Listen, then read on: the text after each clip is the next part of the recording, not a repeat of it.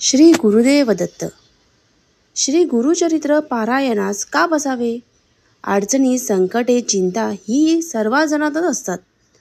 पण मग काय माझे नशीबच खराब असेच बोलत राहायचे का? एक साधारण उदाहरण घ्या. तुम्हाला खोकला, सर्दी किंवा काही आजार झाला की तुम्ही काय करता? डॉक्टरकडे जाता? का जाता? तर बरे वाटावे म्हणून. मग ही संकटे, अडचणी दूर करण्यासाठी काहीतरी उपाय केला पाहिजे की नाही?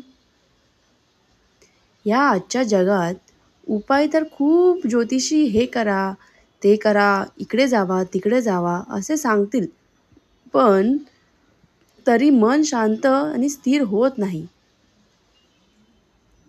गुरुचरित्र हे एक असे अमृत आहे की तुम्ही किती पापे केली असतील, तुम्ही किती जरी दुसऱ्यांबरोबर वाईट वागला असाल तरी चिंता करू नका.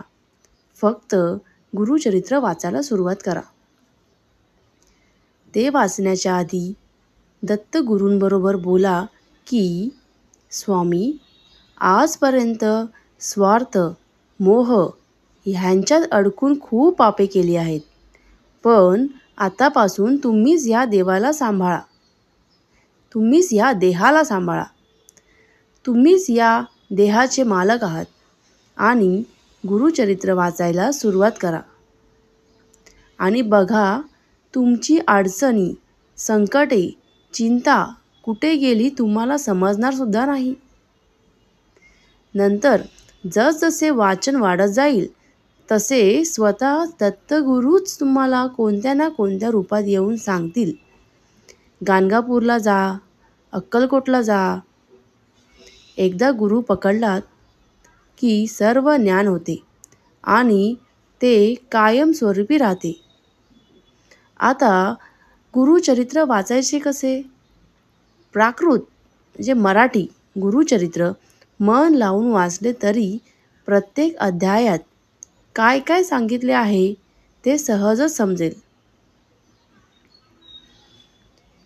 सप्ताह करायचे एक वेगळेच फळ आहे.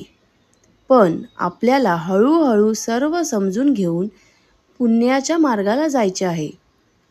गुरुचरित्र वाचताना स्वामी महाराजांना तुमची जी इच्छा असेल ती बिनधास्त मनातल्या मनात सांगा आणि वाचायला सुरुवात करा. तुम्ही वाचायला घेतलेला अध्याय जोपर्यंत संपत नाही तोपर्यंत कोणाबरोबर बोलू नये, फोनकडे लक्ष देऊ नये. तसेच इतर साधे नियम गुरुचरित्र पुस्तकाच्या सुरुवातीला लिहिले आहेत. त्या नियमांचा जास्त बाऊ न करता पवित्र अंतकरणाने गुरुचरित्र वाचून सर्वांनी आपल्या यशस्वी, आनंदी आणि सर्व संपन्न अशा नव्या आयुष्याची सुरुवात करावी ही विनंती. आता जे झाले ते विसरा आणि विचार करा की स्वामीपर्यंत मी कसा पोचेल याचा. अर्थातच स्वामी तुम्हाला मदत करणारच, कारण शेवटी स्वामी ही आपली आई आहे. धन्यवाद. पुढच्या व्हिडिओमध्ये मी 14वा आणि 18वा अध्याय कसे फायद्याचे आहे ते सांगणार आहे. Please follow me.